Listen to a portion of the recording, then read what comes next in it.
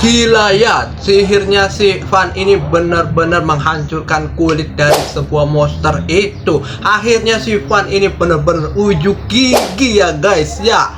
Mari kita bahas di episode 4 ini. Yo guys, jumpa lagi dengan saya Rizky Saputra.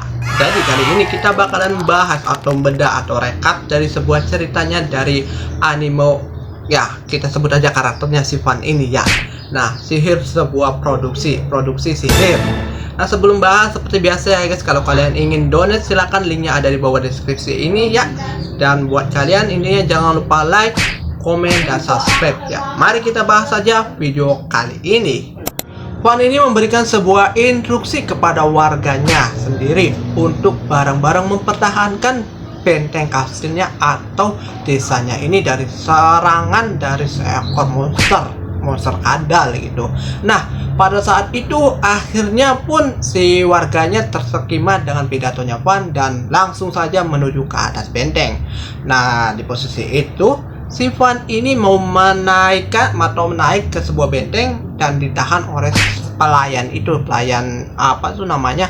Nah, dan pada saat itu juga muncul juga si komandan wakil ksatria. Nah, akhirnya si Van ini menginstruksikan kepada si wakil komandan ini untuk memberikan situasi yang terjadi sekarang.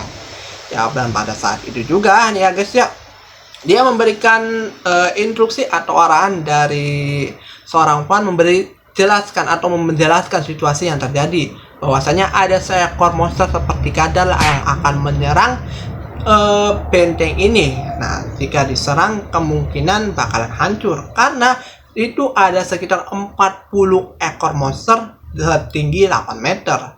Akhirnya Van langsung menginstruksikan kepada Tuan Di atau wakil komandan ksatria yang ada di atas benteng untuk menggunakan balisanya. Dan pada saat itu juga balista benar-benar digunakan dengan menggunakan panah besinya. Dan setelah itu panah besinya benar-benar tembak dan satu demi satu monsternya tumbang.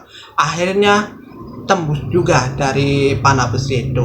Nah, setelah itu si Tuan Ksatria itu atau si Tuan Di itu benar-benar bingung karena panah besinya itu tinggal sedikit, tinggal 2. Nah, dan pada saat itu Van langsung berpikir, dipakai saja panah dari kayu. Alhasil benar-benar tembus juga atau benar-benar monsternya itu jatuh juga. Dan alhasil juga si Van ini benar-benar luar biasa ya, langsung gercep aja memberitahukan warganya untuk melakukan eksekusi untuk menghajar si monster itu menggunakan balista. Dan kemenangan pun terjadi dan malamnya pesta. Dan pada saat malam pesta itu juga nih nah aku pikirkan itu si Espada kemana pada saat itu ya. Kalau si Orto si petualang itu lagi keluar desa itu nggak tahu mencari apa. Nah, dan pada saat itu juga kan udah menang. Nah, pada saat itu juga kan ada banyak dagingnya dan ya banyak dannya gue. Dan akhirnya malam itu pesta meriah ya bersama warga desa atau desanya di situ. Akhirnya pesta meriah, makan-makan dan minum-minum. Dan di situ juga si Orto itu membocorkan sebuah bahwasanya si pedangnya itu terbuat dari sihir produksinya si Van. Dan si Tuan Di atau wakil komandan ksatria itu benar-benar menguping dan mendengarnya dan langsung ke Van. 3 orang itu akhirnya meminta untuk memberikan sebuah pedang besar dan 1 set belati dan 1 set pedang. Dan akhirnya Van pun memberikannya, tapi nanti ketika benar-benar sudah beres semua. Nah, setelah di malam itu, setelah pesta, kita menuju ke bawah atau ke siang hari. Ke siang harinya ada seorang pedagang dari luar kota.